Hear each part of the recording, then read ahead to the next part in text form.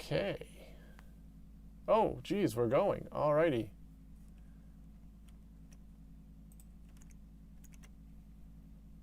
All right, we are live, apparently.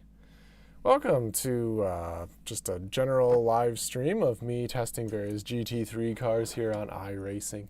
Doing the test session, which, if you are an iRacing member, you can do these. There's a testdrive.iracing.com, which we'll take a look at here in a little while.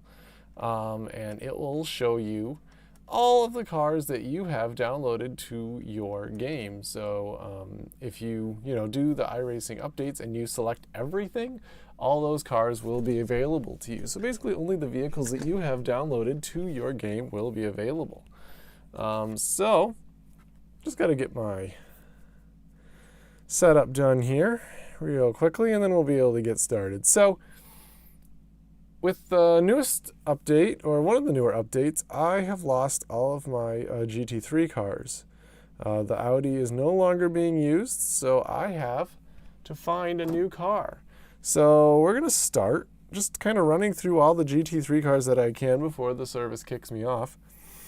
Because it's only a limited time thing. This test drive thing only happens on build days, so we're going to go ahead and play around with it.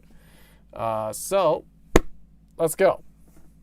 We are in the new Audi GT3 first, mid-engine rear-wheel drive, so I do expect, let's turn the PC volume down a little bit. I do expect things to handle a little bit differently, but not all that different, so it should be fairly similar to what I'm used to. Now to do this, we're going to be going on Watkins Glen with the boot. Two reasons. One, I think this track tests good top speed, as well as handling characteristics, and two, it's a track that I'm familiar with, so I don't have to relearn it.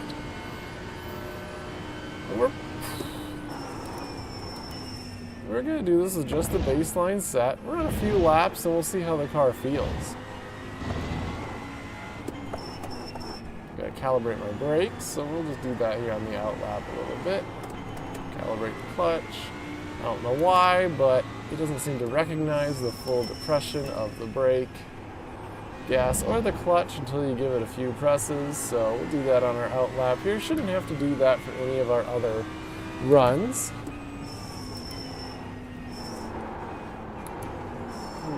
Always go way too hard into that corner. We're also just going to use the baseline setup. I mean, I know I can adjust the setups a little bit, but I want to do a straight comparison of each car.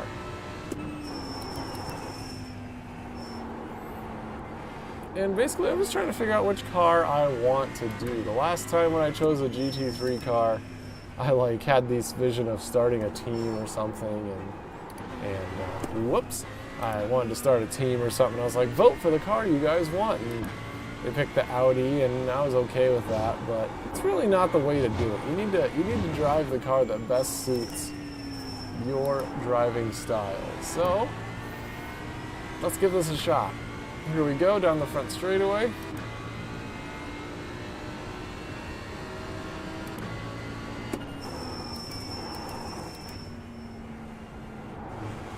And I'm by no means a pro at this.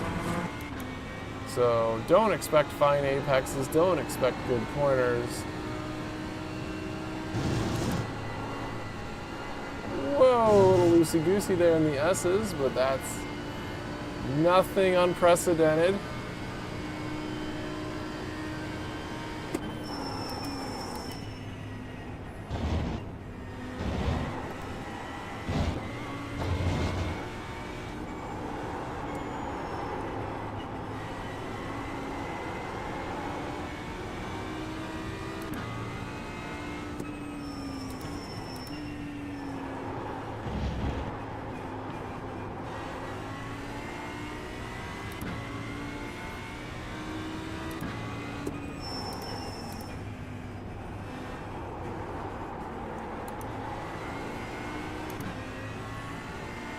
So far, it feels pretty planted.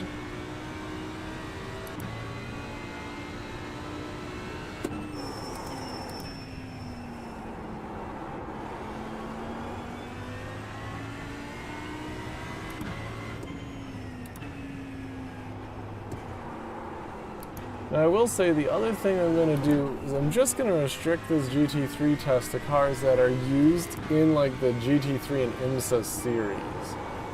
Because that's what I'm most likely to use this on. I'm doing this for like the endurance races, the 24 hours of Daytona and things like that. So I need to make sure I get my money's worth out of it. Completing the first lap, let's take a look. We did a 151.6, which is probably really bad, to be honest. Could probably speed that up, especially if I actually put a setup or something in it. But right now it feels pretty planted. I feel decently confident going into the corners. I have a little bit of hesitation, you know, braking into the corners, but part of that is because I'm a NASCAR driver by tradition. That's what I love to race on this game. So I'm not used to having a car that stops or turns. So I always tend to brake too early. And normally I compensate for that by running my brake bias a little bit forward so that I get a little bit more understeer when going into a corner and I can lay on the brakes for a little bit longer and not lose as much speed. Whereas when you put the rear brake into it, you really gotta, just in my experience, you can really stomp on those brakes to bring the car down. But I mean, it feels pretty planted, a little loosey-goosey there in the S's, but that makes sense because the car is, one, mid-engine, so you get a little bit of weight towards the rear. Ooh, I went too hot into this corner. Killed my lap. But that's okay. We're just doing this to get a feel for the car. Swing out too wide.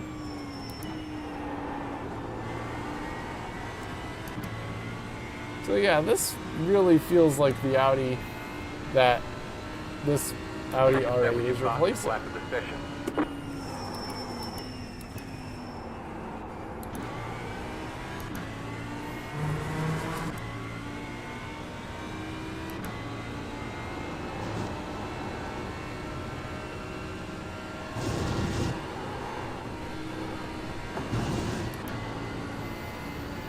Hit the curbing there and the S has got a little bit loose.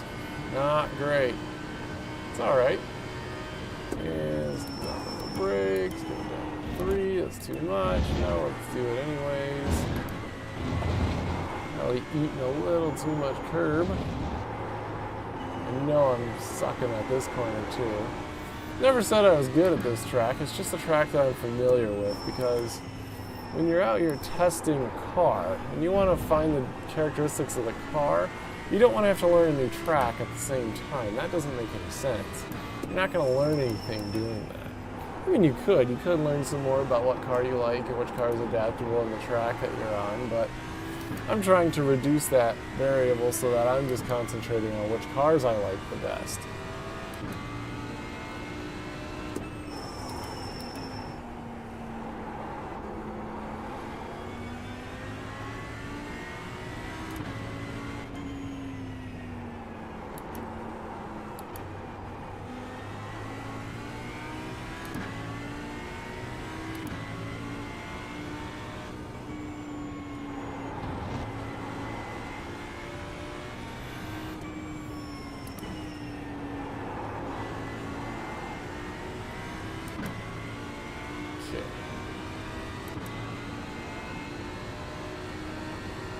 Wow, that lap was actually worse.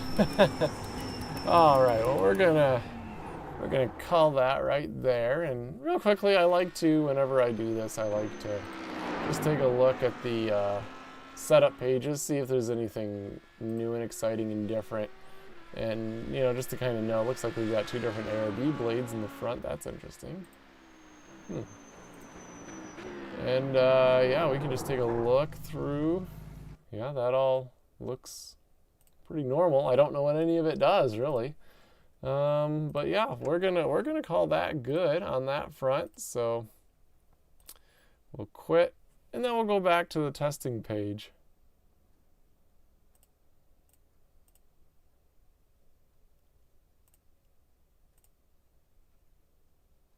Okay, am I? Okay, we're actually streaming things correctly. Just want to make sure. So we're joining the testing page. This is the testdrive.iRacing app. We'll go to the track. We're going to scroll all the way down to the bottom. Well, not all the way. We're going to do Watkins Glen International Boot. Car we were running was the Audi Evo 2. We're going to go down now to the next one, which is the BMW M4. This one is also used. Again, just going to do the boot. And away we go.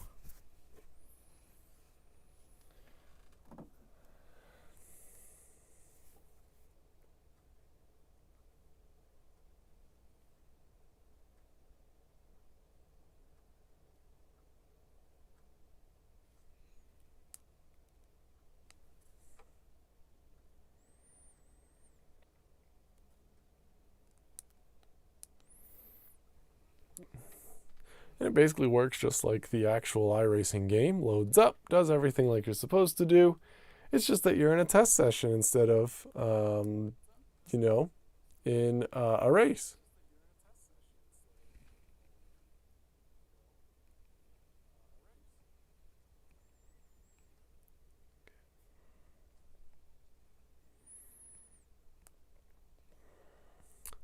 All right, so we've joined in now.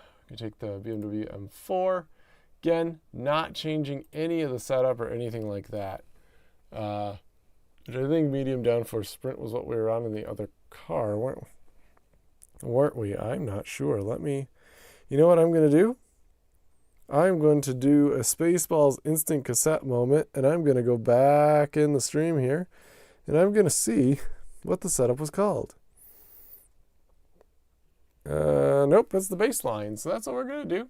We're going to go to the garage. We're going to go to iRacing setups. We'll switch over to baseline. Excuse me. And we'll just assume that those setups are somewhat similar.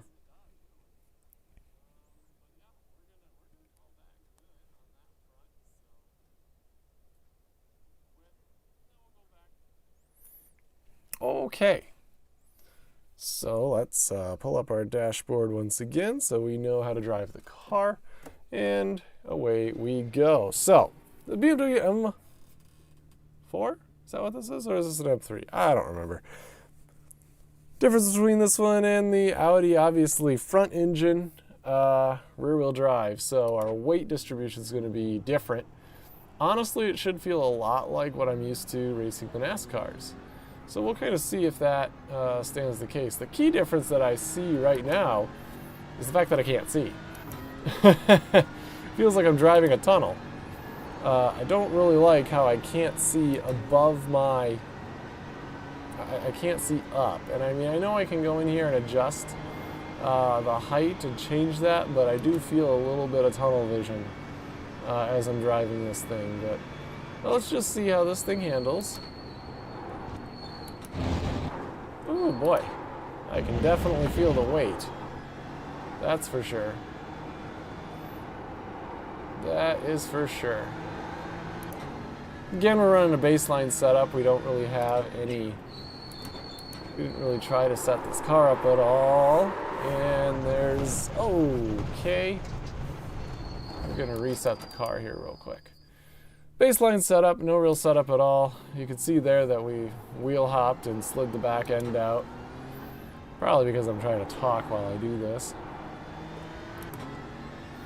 All right.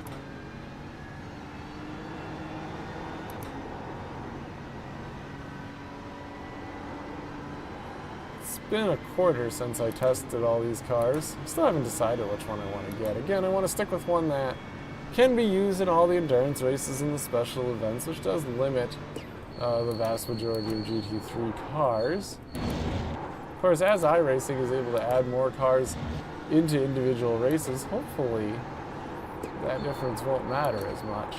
Man, this thing is really snappy on the understeer and the oversteer.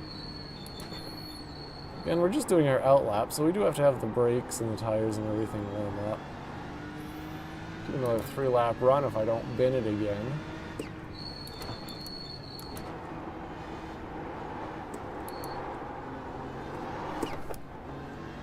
can feel the lack of weight over the rear tires.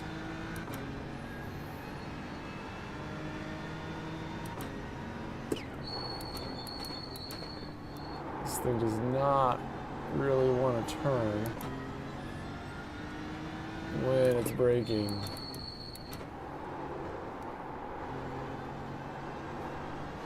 And you can feel those rear tires break loose when you smash the throttle down. I mean, it's very similar to what I experienced in the NASCAR, so it's not like I'm not used to it.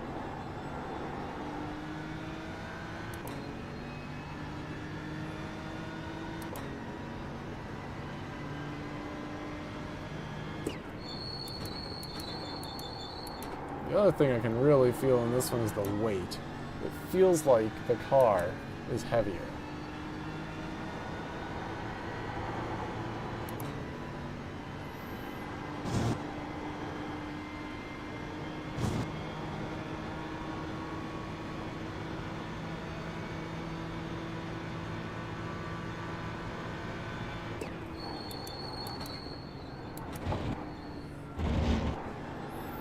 Being able to get it to sixth gear.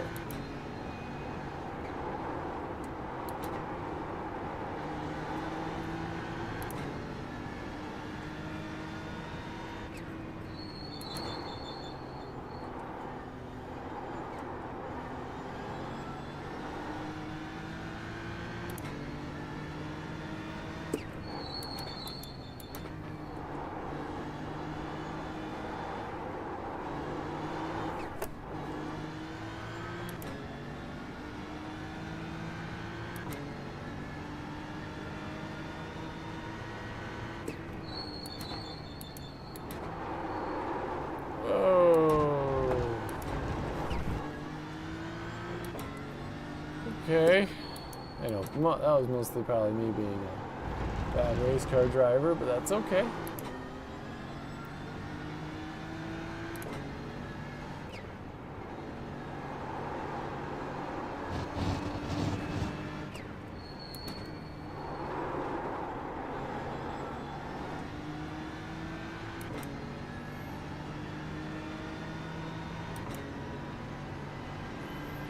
.151.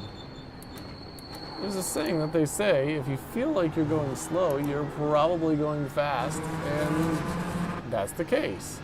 I think we were faster in the Audi, definitely felt more comfortable in it, but even though this feels like we're driving really slowly, we're still making comparable laps. I don't want to call it decent, because they're probably not, but we're still making comparable laps between the cars. We'll go here for another 2 circuits. It feels decent on the brakes, but again, in the corners and especially in acceleration, I can feel the weight of the car.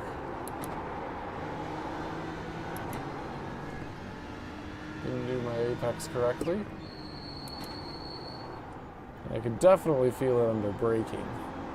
Again, this does feel somewhat similar to the more stock car weight distribution I'm used to, and of course the lack of rear grip when you get on that accelerator.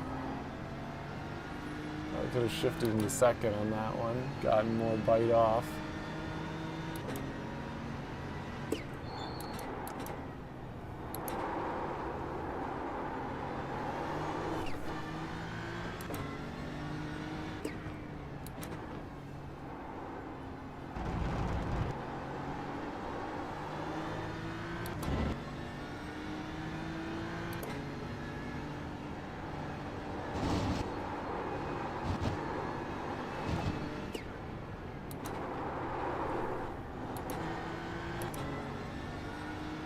Overcompensate for my egregious entry.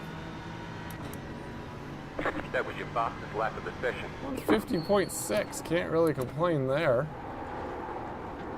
Let's do one more.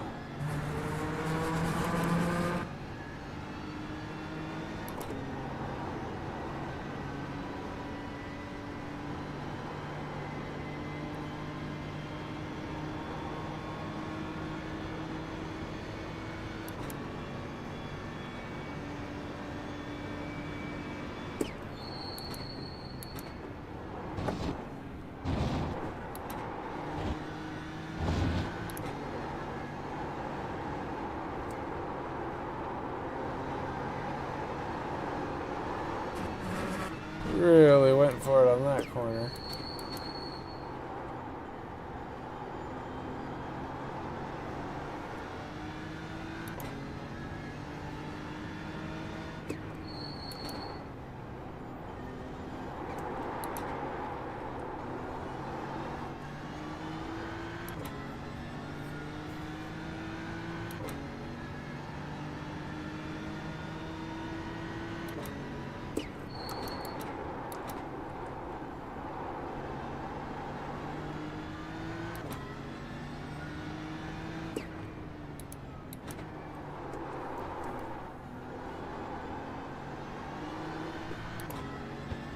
That corner felt bad. Just didn't feel right.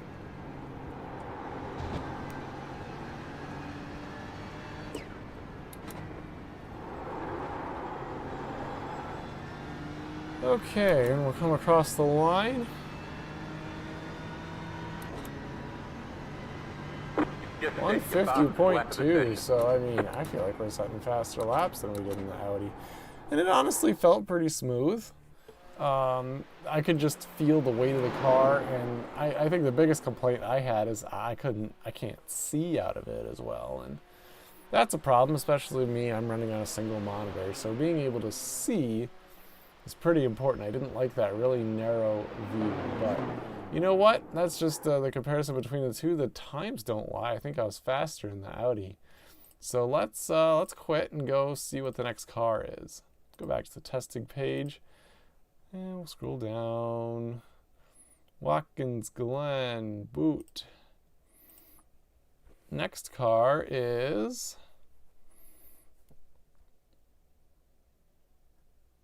kind of wish the Corvette GT3R right there. Perfect. I am excited to test this one. I raced the GTE car when I was in the 24 Hours of Daytona last time, but I haven't had a chance to drive the GT3 yet, so I'm excited. It's going to be fun.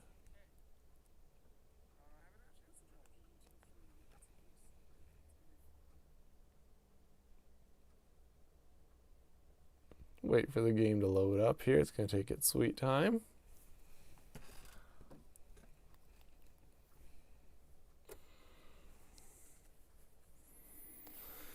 Okay, Corvette Z06 GT3R.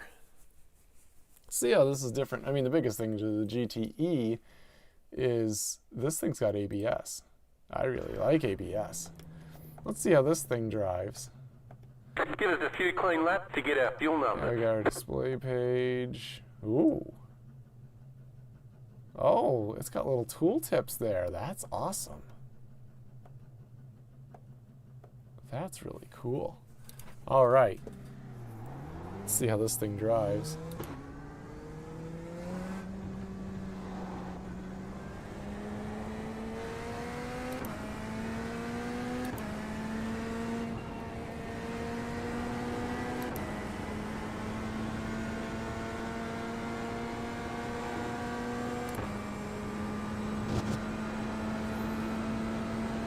So right off the bat, I can see more. I like being able to see more. Feels lighter weight. The window view with those braces gives me instant NASCAR vibes. Which, again, I'm a NASCAR driver regularly, all forms of stock cars, so anything like that makes me more comfortable.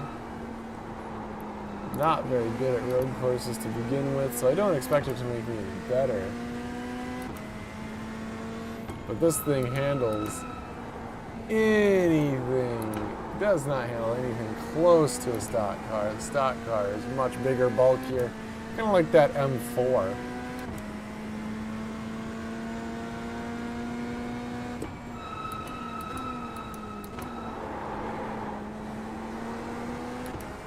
Again, we're just on the baseline setup, so there definitely is a setup component to this. I just wanted to try to neutralize that between the cars.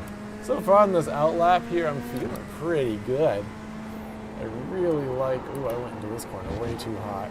We'll just swing it wide, no big deal.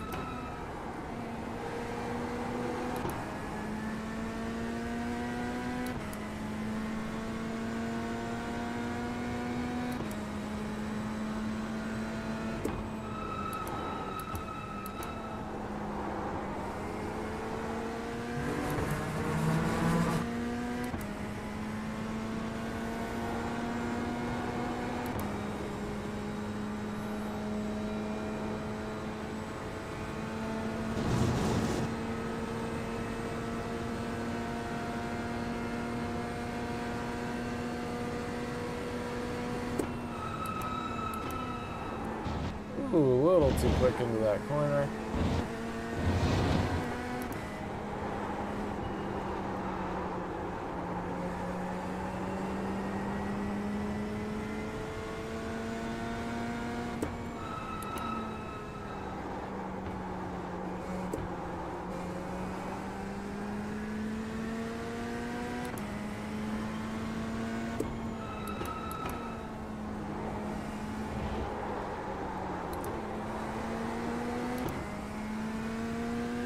Always mess up that turn. The boot always challenges me.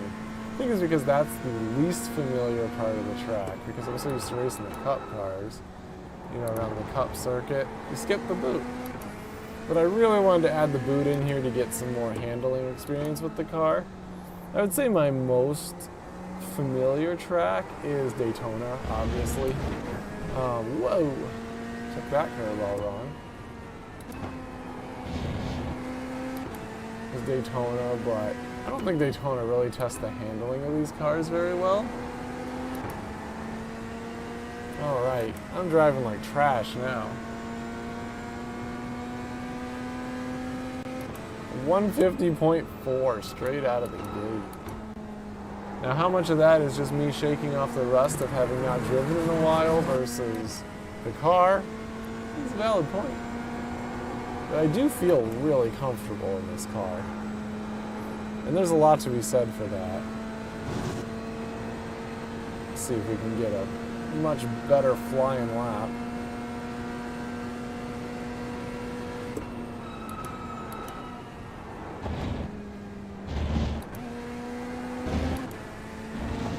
Short answer is no.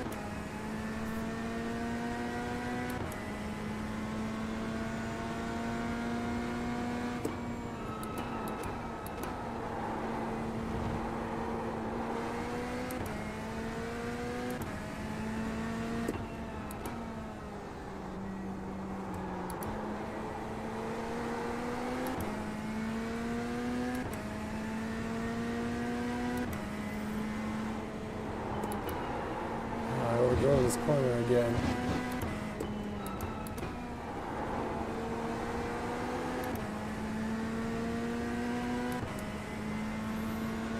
Do one more. New fast flat for you. We've got good fuel data. 3. Again. Probably not a good lap in terms of those who are actually good at this game. But good enough for me. I just wanted to see if I could be consistent in each of the cars. Now, that being said, consistently bad is another aspect. In theory, I could just be running the cars this fast because I'm bad. I don't know.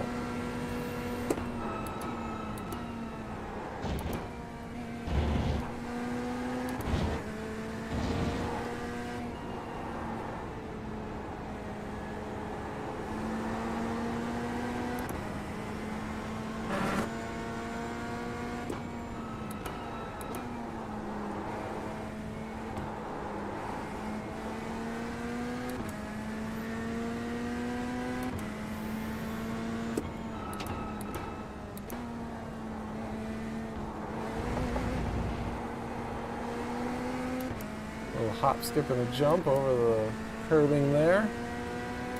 Lose about a half a second because I'm a bad race car driver.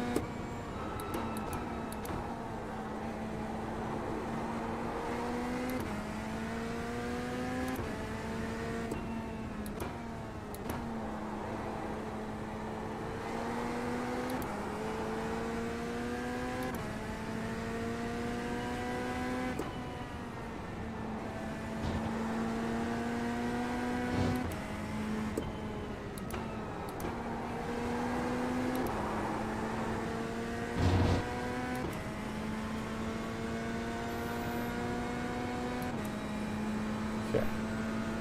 Quite a bit slower on that lap, but that's okay. Let's bring this down. I just wanted to check. I have ABS on this thing, right? Yeah, I do. One thing I didn't like when I drove this thing as a GT is I didn't have anti-lock brakes. And again, that's just the difference in the classes. But overall, I really enjoyed that car. That was a lot of fun to drive. Definitely my top ranked car at the moment. Let's go back to the testing page real quick. Boot. What's our next car? Let's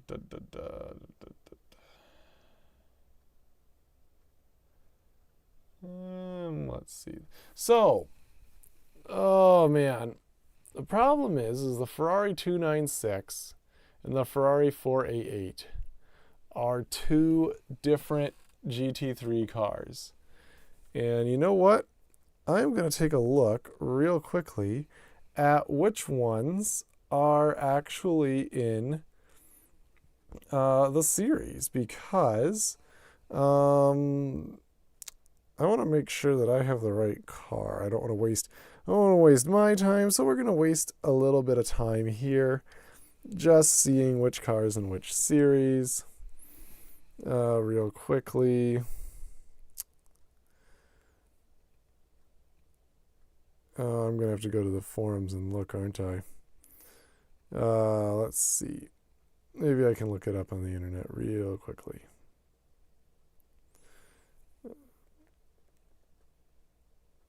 What was the most recent one? The Spa 24, the Nuremberg 24. July 15th, 2024. That's close enough.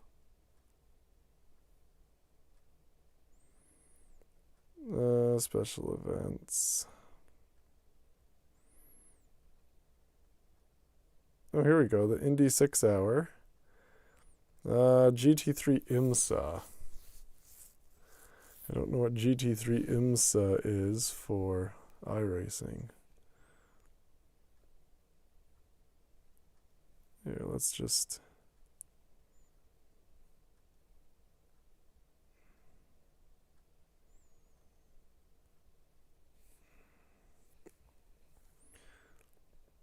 iRacing GT3 IMSA.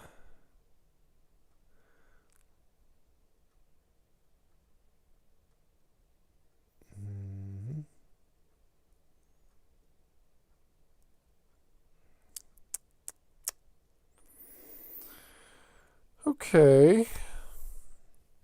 It's all right. We'll figure this out.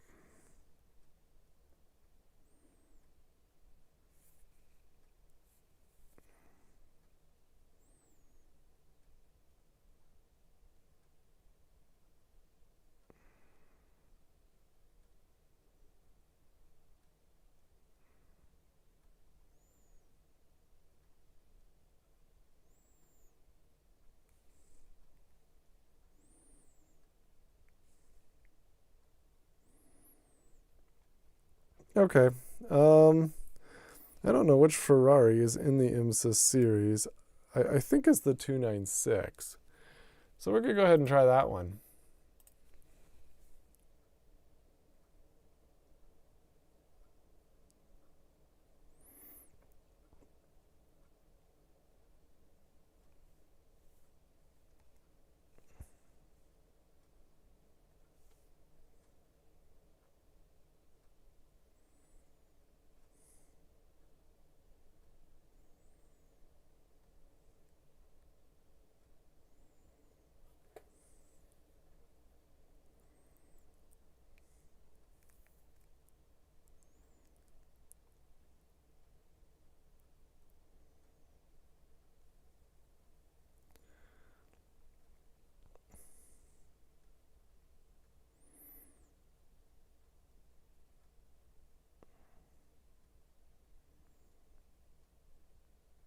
Okay.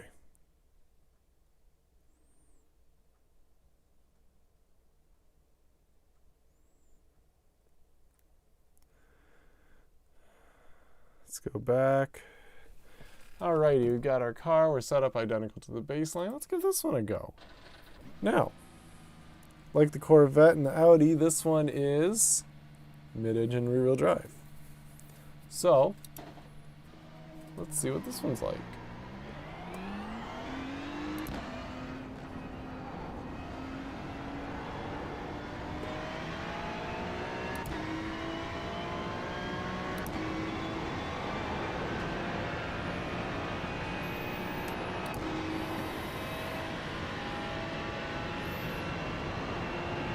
I know one of these cars is used in IMSA and the other one is a Ferrari Challenge car. And I believe the 488 is the Ferrari Challenge car because I think I drove the 488 last time in the test drive and I really liked it. And then I found out it's not actually used in any of the series that I want to do. So that kind of stunk.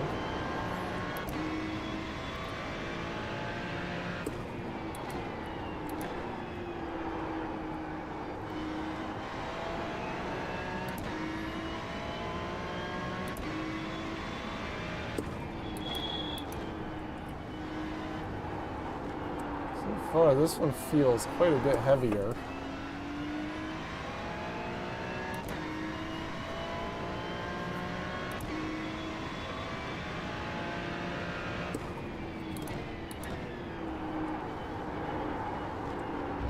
Wow, understeer is strong.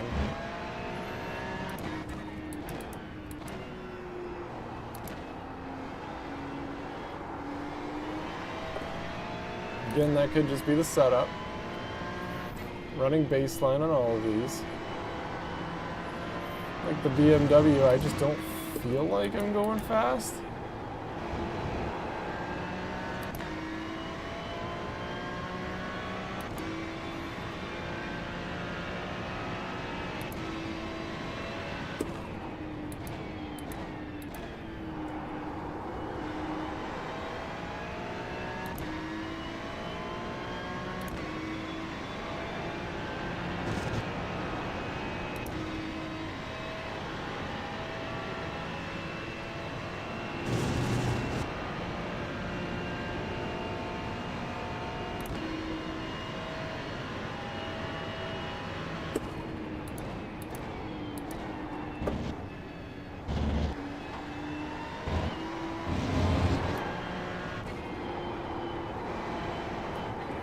I also think, I feel like I'm a gear lower in this car than I was in the Corvette and some of the other ones.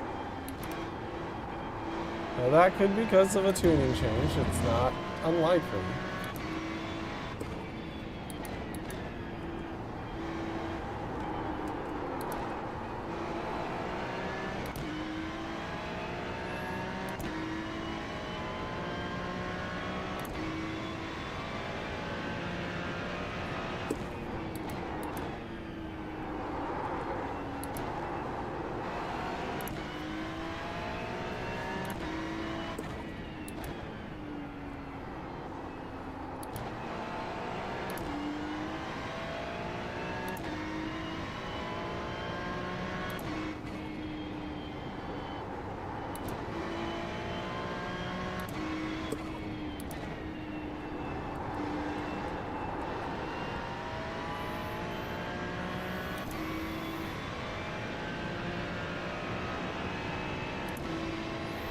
on 50.6.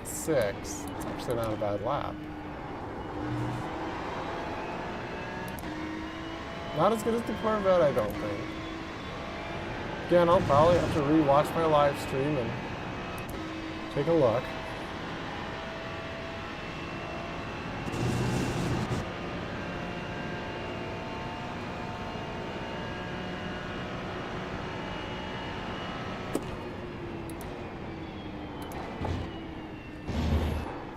I realized I think I left an entire gear on the table. Either that or the gear ratios were just not set correctly.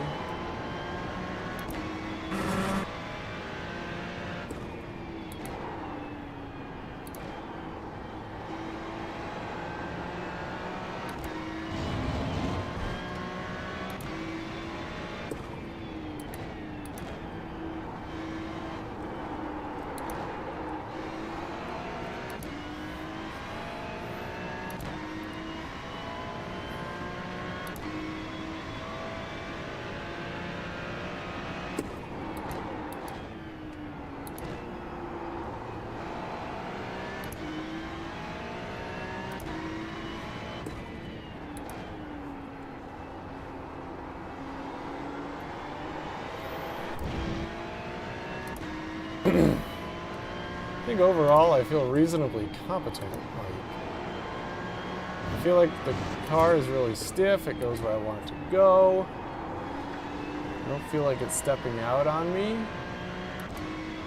But I do feel like I'm leaving something on the table. That was your fastest lap Oh of the my session. gosh. You know, I say that. I throw up the fastest lap I've had so far. Maybe I have no idea what I'm talking about. Let's see what we can get out of this third lap.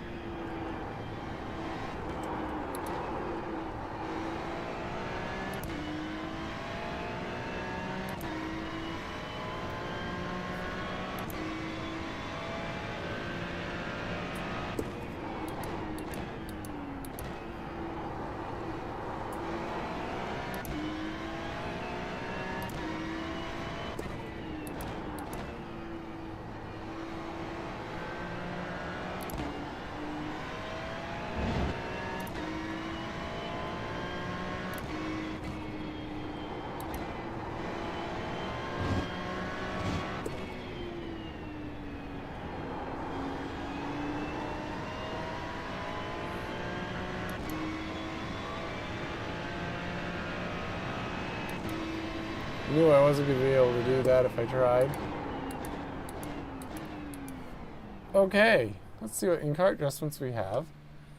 Well, there's a different traction control setting. Nothing crazy. Huh. Plus 5 seconds, plus 5 seconds. How strange. Interesting.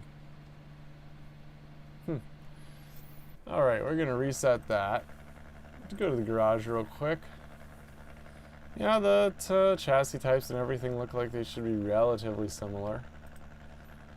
Yeah, nothing crazy. I was surprised how fast I was going. Honestly. I didn't think I was going that fast, but the car seemed pretty solid. I overall enjoyed it, but I felt like I was leaving a lot on the table. Mostly on the setup department. I think if I adjusted a little bit, there's some speed to be gained. So let's see. The Ferrari 488 GT3 Evo, I believe, is used in the Ferrari Challenge and not the IMSA series. So Ford GT also isn't used anymore. So we're going to go to the Ford Mustang. This one's going to be very interesting. I'm actually really interested to try this one because I think it's going to be the closest thing to a NASCAR stock car on this test. I seriously think that this is about as close as we're gonna get. You have V8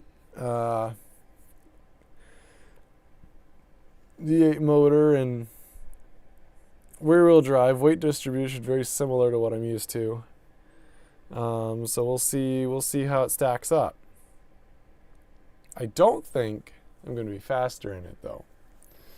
Okay, let's take a look. Ford Mustang GT3. Baseline set.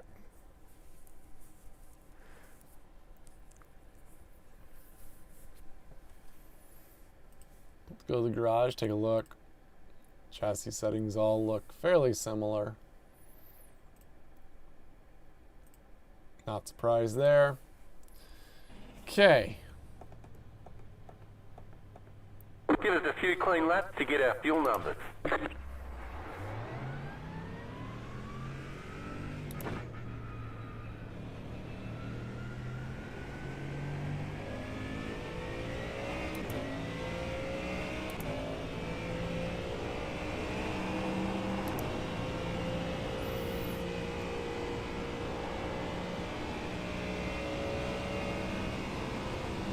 It's definitely got the noise.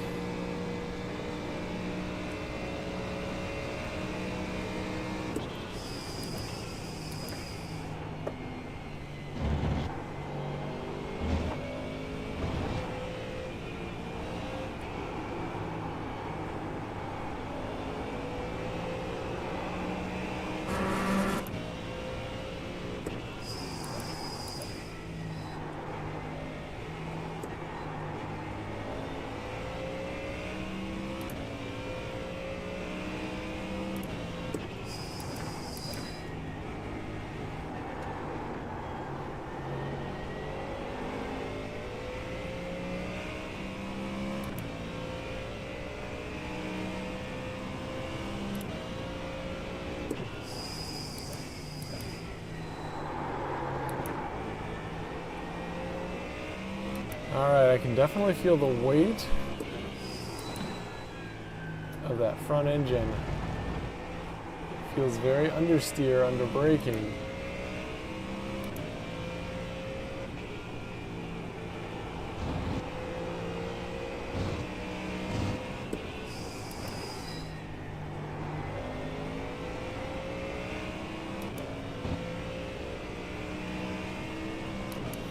Give ourselves a nice flying lap.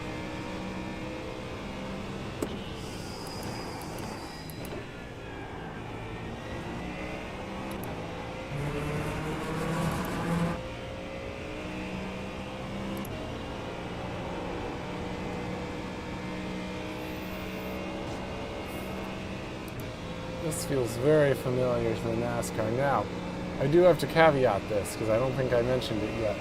I have not raced the next gen car. Frankly, I don't like it. Not like, don't like the next gen car as a NASCAR fan. I think it's actually a fairly interesting and modern machine for NASCAR. I think it has some improvements that needs to be made, but driving it on here, I just don't enjoy it. I just flat out don't enjoy it. It's not fun. I find the shifting, at tracks like Bristol and things like that, I find that just to be tedious and annoying. And the car doesn't have any horsepower. I much prefer the Gen 4 car. I think that's the most fun you can have in a NASCAR on this series. Just managing the horsepower and the rear wheels and your tires and all that stuff. Exquisite. Exquisite experience. But that being said, this thing does feel very similar to the next gen.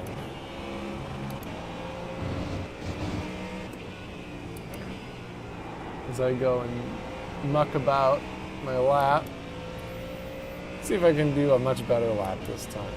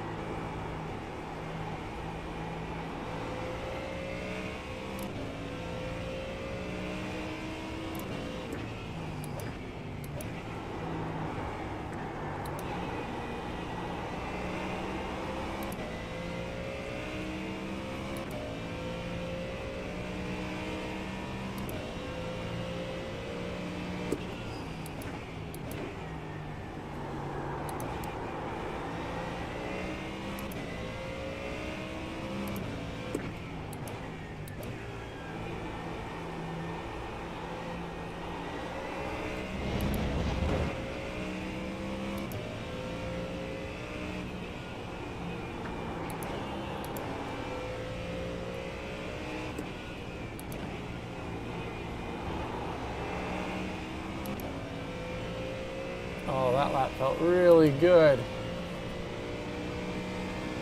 Just set your fastest lap of the day. 149.6. We've got good fuel data. That's amazing. Well, this lap's not going to count because I just swung it off course. Oh well. Gotta say, fast lap impressions, I'm liking it. If you are coming into GT3 racing from NASCAR, this is by far the easiest one to pick up. And that's no matter if you've driven the next gen or regular NASCAR. This thing feels almost the same. The dynamics are almost the same with the way the weight distribution is. It's just that this thing's not kicking out from behind you, at least on the baseline setup. Certainly could be tuned enough where you can get that back end swinging around. But really, you're coming from oval NASCAR racing, this car is gonna feel like you're just, it feels like the same car just modified, you know? A NASCAR made to work on the road course.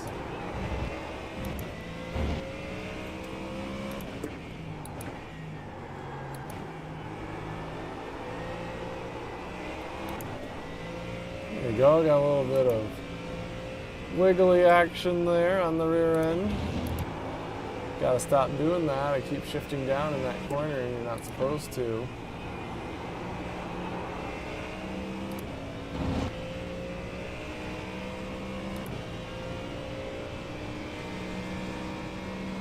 Alright, that's our 3 laps in this car. Gotta say, I did really enjoy this car. It has the same problem as the BMW where I can't really see out the windshield. I don't really like that all that much, but it's not as bad as the BMW. That one I really couldn't see. And this one seemed to handle a lot better. So let's move on to the next car. I know we're getting rather long in this stream, so we're gonna go back down here to the Watkins Glen. Boot, kinda wish it would save stuff. Well, we did the Ford Mustang GT3. Let's go on to the next one, which is the Lamborghini Huracan. Now this I expect to drive just like the Audi. Like, it's basically the same car. So I don't anticipate this one's going to take a whole lot of thought. But we're going to try it anyways. You know, give it its due process. I'm not going to just toss it in there because, you know, for no reason. You know, I'm not just going to lump it together with the Audi and say, well, it's the same car, therefore there's no reason to test it. And while I'm probably right, I'm going to give it its chance. This car is slightly older than the Audi. I did notice a bit of a difference between this one and the old Audi R8. Let's see, anything interesting in the garage area? No, not really. Let's test it. We have the baseline set.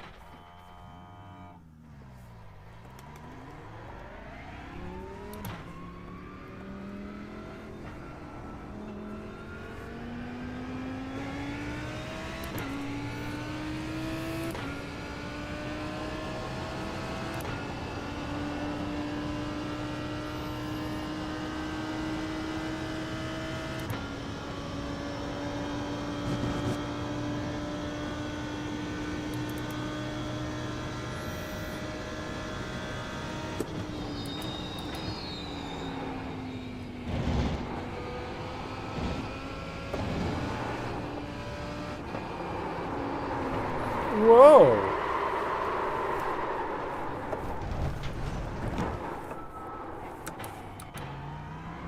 Wasn't expecting that. I was not expecting that oversteer. It's alright. Slid the tires a little bit. We'll let those things kind of recalibrate here as we complete our out lap. Might affect the lap times a little bit. But otherwise, outside of that little loop-de-loop we tried to do, this is feeling almost exactly like the Audi.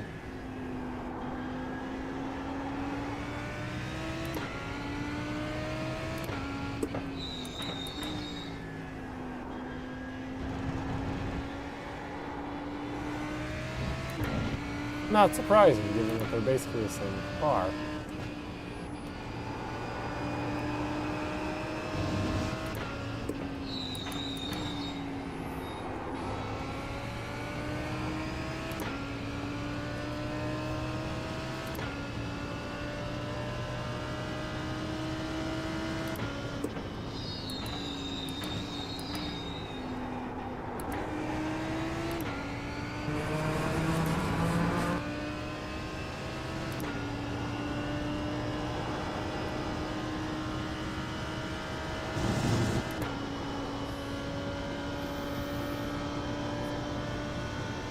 Okay.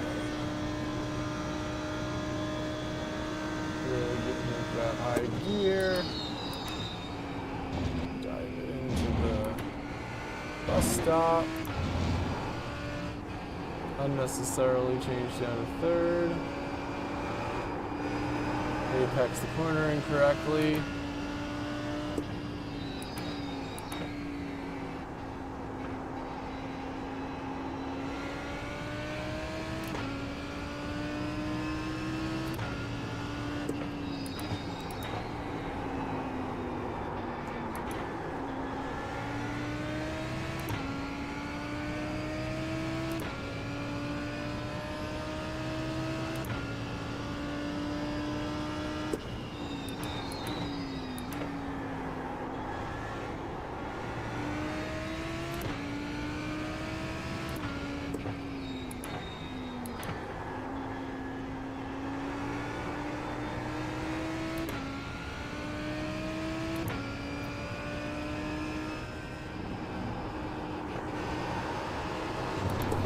Whoops! Oh dear. Oh! Alright, we've had our first Bennett. But you know what? I honestly think... We got damage on the front end. Yeah. I mean... I probably should just give it a lap. Wow. I really tore that thing into the wall. I should honestly give it a lap, but it feels just like the Audi, I can already tell.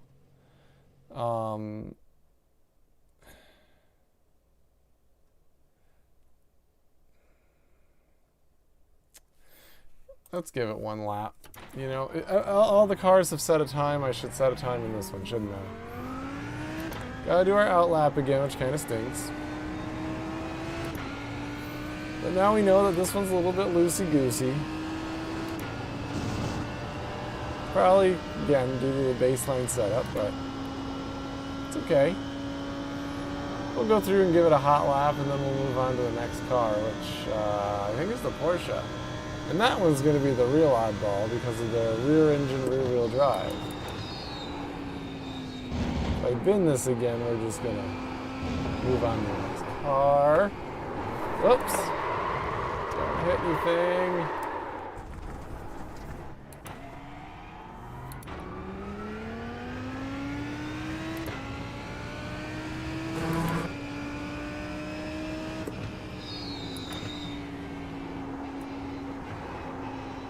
Not really sure why I'm having so much trouble with this one.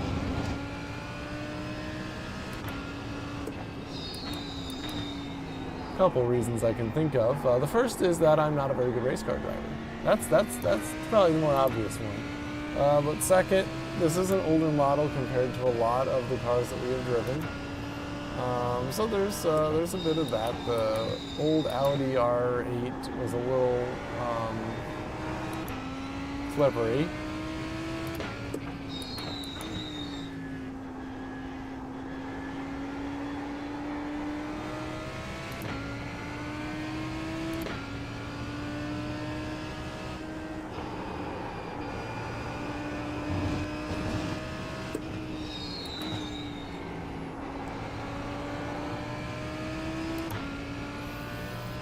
Okay, hot lap.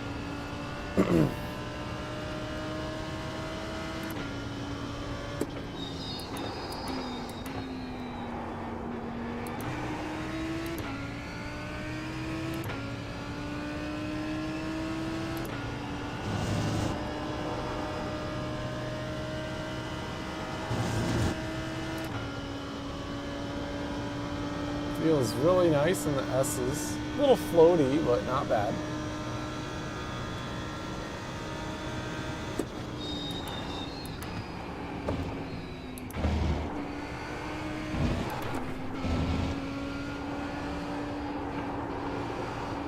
Definitely had a moment there over the curbs.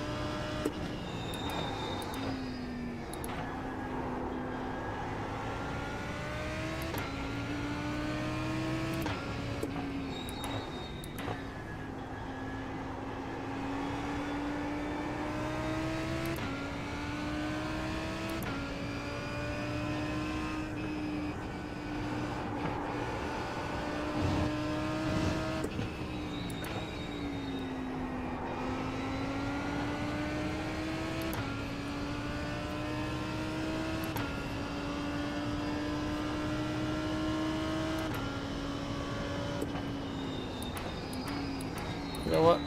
I'm good. I don't know. It's a fine car, but it feels just like the Audi, and I like the Audi better. I just feel like it's a better car. So let's go to what our next one is. I know, I feel like I've been saying that and saying that and saying that, and it just never seems to end. Oh, we got the AMG GT3. Okay. So we got the AMG GT3. Then we've got the GT3R.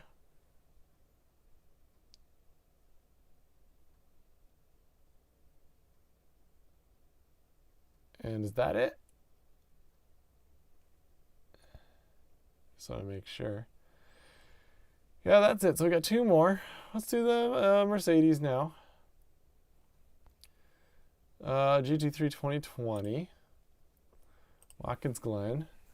I will say in my previous tests of this, the Mercedes AMG GT3 has been one of the better cars to drive. That said, I don't know, that Mustang and Corvette gonna be hard to beat. Same with that Ferrari.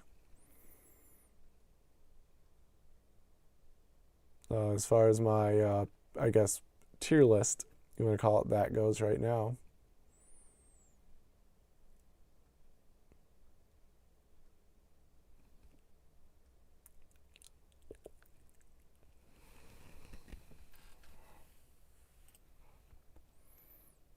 Take a look real quickly. Nothing crazy. Baseline, test it out. Let's go.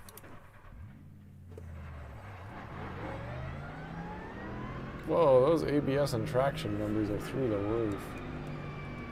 The other ones were set to like 3. There we go.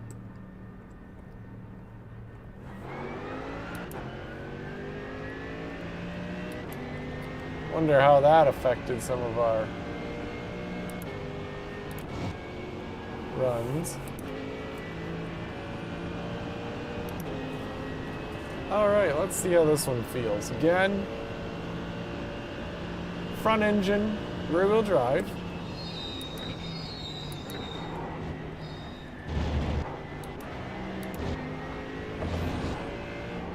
Which, again, kind of, one would think, coming from a NASCAR background, that this would be pretty homey.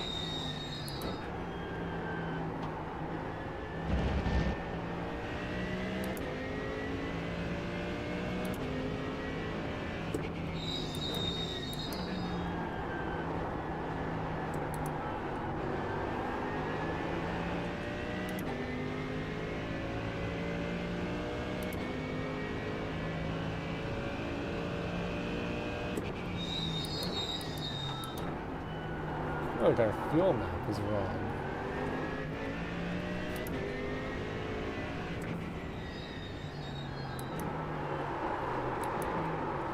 Not paying attention.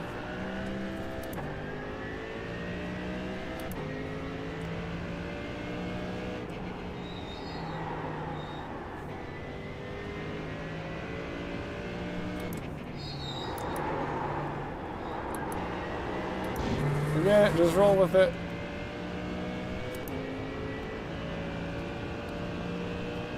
I don't think we can change the fuel map in this car. Alright, this lap's going to be a toss-out because I'm not paying attention.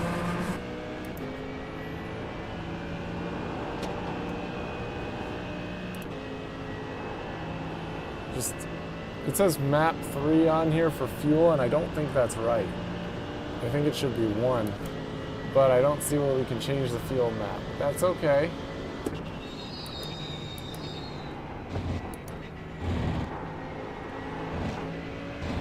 can tell in this kind of hybrid lap here, as we're pushing the car, it understeers pretty good. Of course, with the engine in the front, you'd expect that. But I can feel the weight of this car. It is heavy.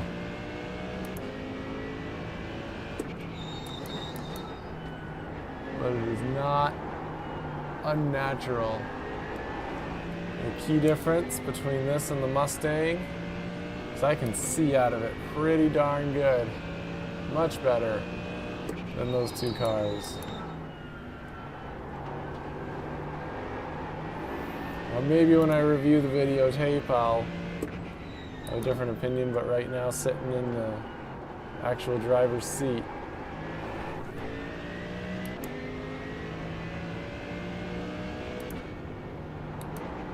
I can see a difference. What a time for the Macrium Reflect trial to expire and show up on my screen, but that's okay. Exit out of that.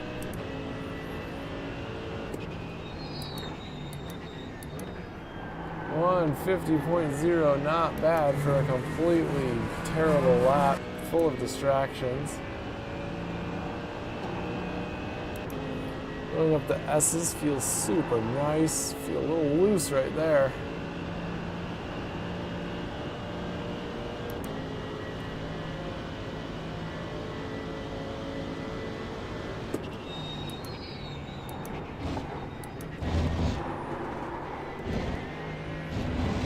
Curve a little hard, very much unsettled the car.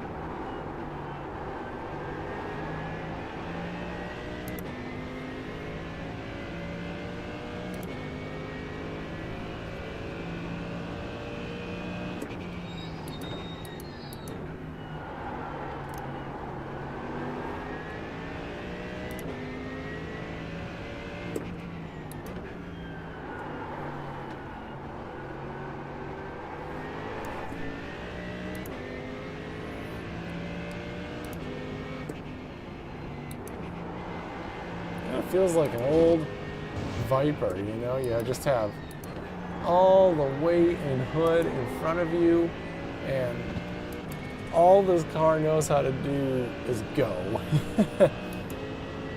New fast lap for you. 149.6, that's really good. In my mind. One more lap out of this. Feels very solid in the S's.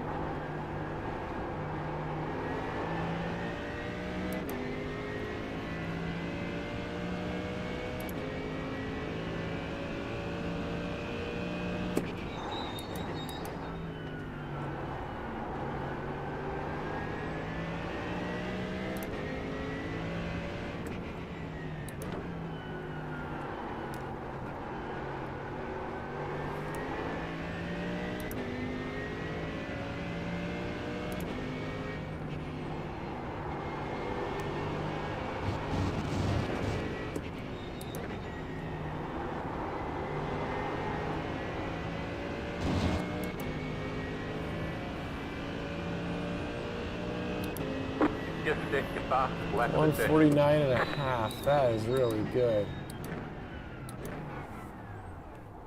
All right. Yeah, that felt very comfortable. You know, Mercedes AMG GT3's been around forever. It's like driving a power boat. Really big, really heavy. You're kind of lumbering it around the course, but it doesn't feel like you're driving a bus. It feels pretty slimline. I know that's kind of counterintuitive to what I just said. The M4 felt like a frickin' boat. And the Mustang did too, in all honesty. This one felt, you know, a little bit smaller. And the handling was pretty decent, still pretty clunky compared to some of the mid-engine cars. But not bad. I enjoy driving that car. So let's do our last car. Go back down, we'll select Watkins Glen again, like you've heard me say 7 times before. Go down to the Porsche. And I believe it's the 911 GT3R. The RSR is the old car. Yeah, that's right. GT3 Cup is the Porsche Cup car, which is different. We don't want to do that because that's a different car. And let's give this one a shot. This one's going to be very unique in that it is rear engine, rear wheel drive. All that weight is to the back. This thing is supposed to be an oversteering menace. So we're going to find out.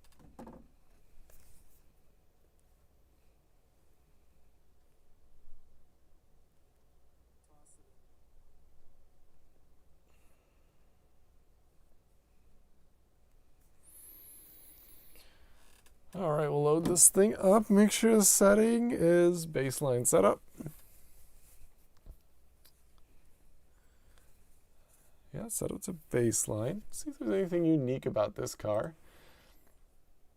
Wing settings, yeah, that all looks good. There looks like there's some subtle differences that are well beyond my understanding.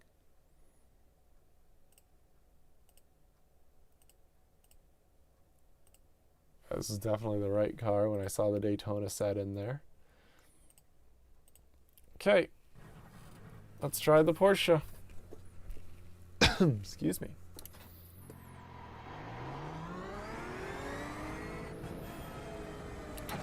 Believe it or not, Porsche was my first GT3 car that I raced in the 24 Hours of Daytona. Of course, at that time it was just called the Roof.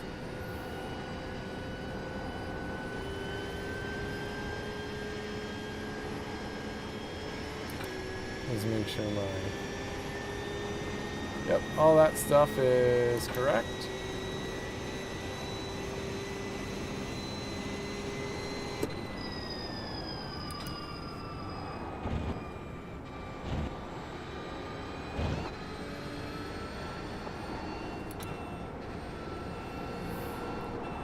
But yeah, first endurance event was in a roof GT3, basically a Porsche 911, when they didn't have the licensing back in the EA monopoly. Now we have an actual Porsche race car, and admittedly, I probably would have bought it if it was the original, thing. Definitely a fan of Porsche.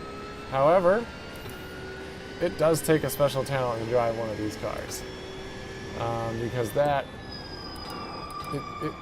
it's so dynamic having the engine behind you.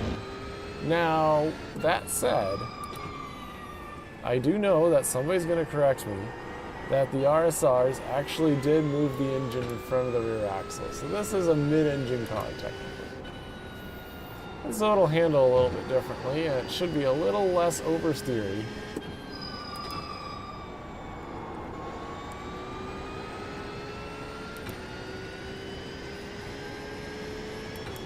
Let's find out.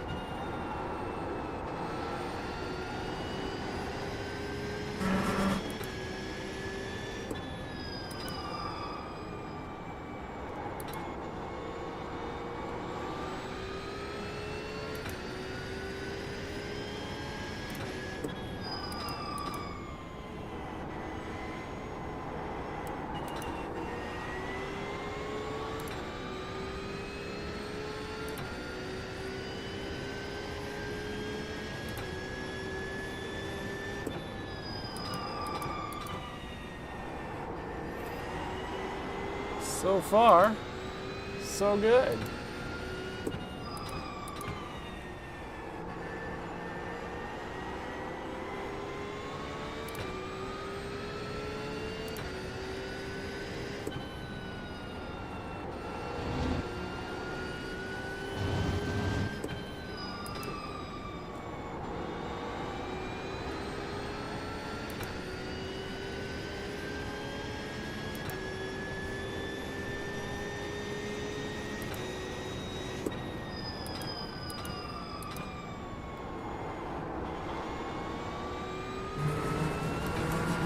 One flat.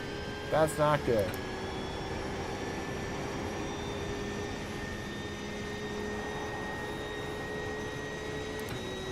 Probably running the car a little soft. You can probably dive into the corners a little bit deeper.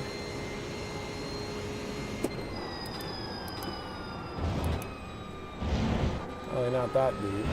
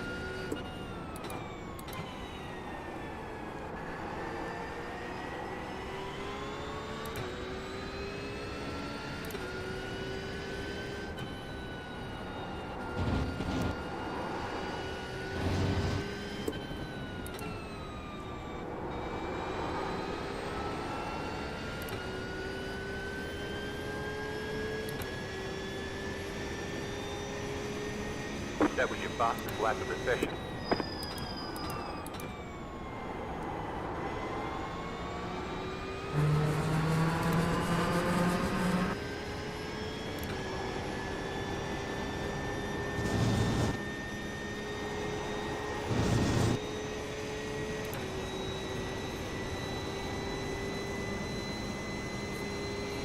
Okay, we're going to try one more hot lap. I know I'm throwing awkward silence in for past several minutes. Sorry, I'm trying to concentrate and give each of these cars a good run. Try to limit the amount of terrible driving decisions I make, which contributes to these cars looking bad.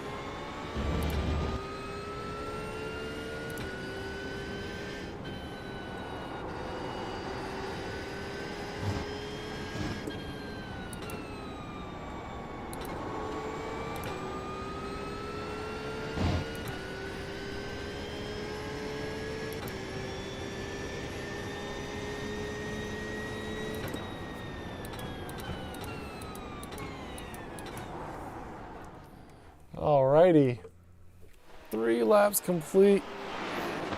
The Porsche RSR, and well, I mean, the times don't lie. Wasn't very good. Again, a lot of that could be setup related, but we were trying to keep it baseline across all the cars. I think that's the last one. I can't think of any that I've missed. And so, overall conclusions. You know, we're not 100% certain, honestly, from the experience. I think I enjoyed driving the Corvette the most, honestly. The Corvette was a ton of fun to drive.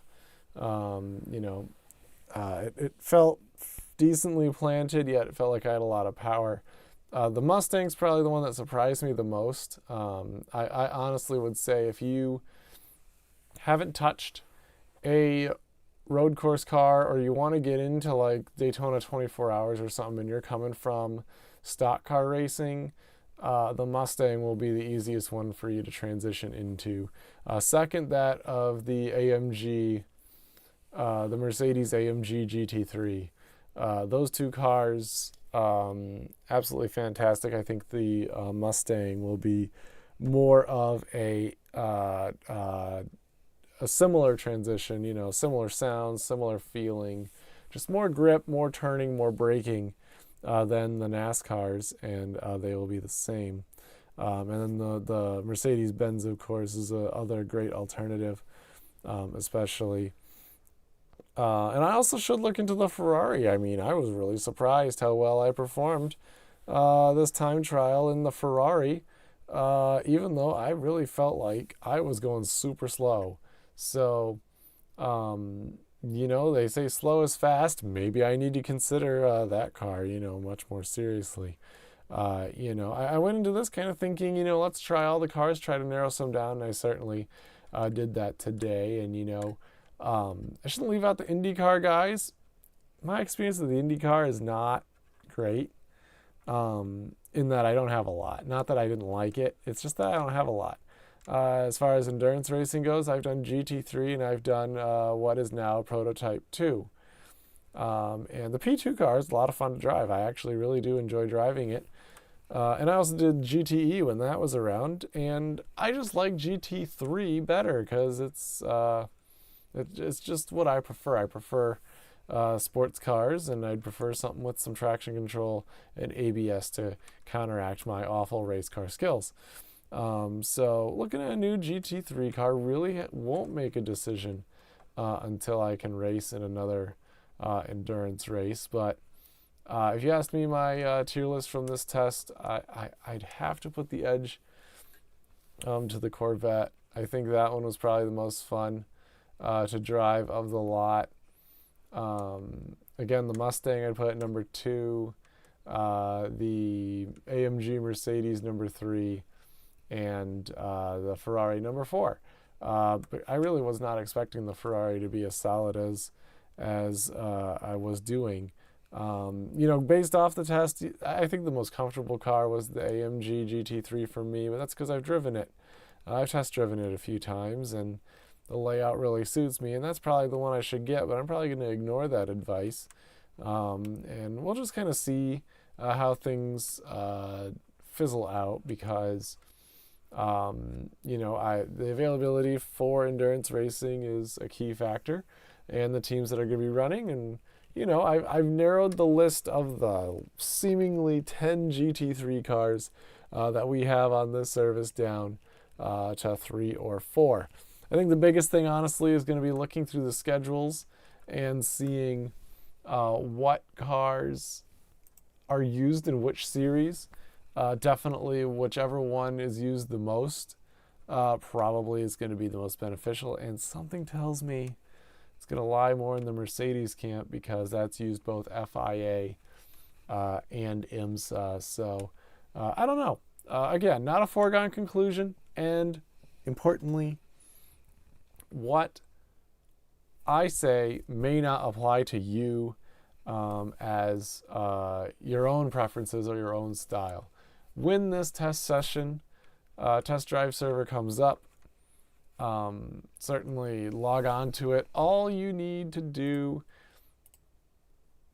and I'll show you guys again, back to the start page, is there'll be a test drive. You just have to register with your account ID and your normal iRacing password. You can go in there, you can run any car that you have downloaded to your game, even ones that you don't own. So you can test drive. I don't own any of these cars. So you can test drive tracks. It is limited to what you own. You can't test drive tracks, unfortunately. So you can literally drive. In my case, I download every single car just because of this test drive thing.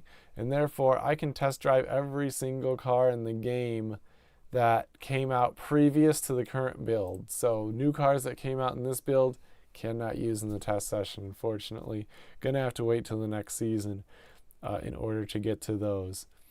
So again, recap, your experiences may vary. Highly suggest going in here and test driving each car that you are interested in, especially if you're looking for like one car in a series of multiple cars. I mean, certainly I could go out and buy both the Mustang and the Corvette and get two different experiences when I want to, but I also don't really want to do that. I'd rather just buy one GT3 car that I can use in as many competitions as I can, and it be a car that I enjoy and use. So go out, get on track, have some fun. Seat time is the best way to learn. Pick a track that you know well. Doesn't have to be anything fancy. Just, you gotta set your goals. What are you trying to test? I want to test some speed. I want to test some handling. And I'm really familiar with Watkins Glen, and I think that that track, worked really well for this test. You're able to get some lateral movement a little bit around the bus stop. You can get the high speed in the S's and some of the tight corners as you went around the boot. If you have a different track that you're familiar with, another one I usually like to try is Spa. That one's a good one too, but I'm not as familiar with that track. If you can just reduce the variables so that you're just comparing the cars to each other, that is how you're going to find which car you want to race. And so, thank you for joining me. This has also been a test of my live streaming capabilities. Got a new microphone, testing some new software. I'll listen through and see how good or bad it was. I don't see anything in the comments telling me it's awful, so that's at least a good sign. At least I don't see anything yet. We'll see as this thing actually gets posted. With that, I thank you very much for riding along with me today.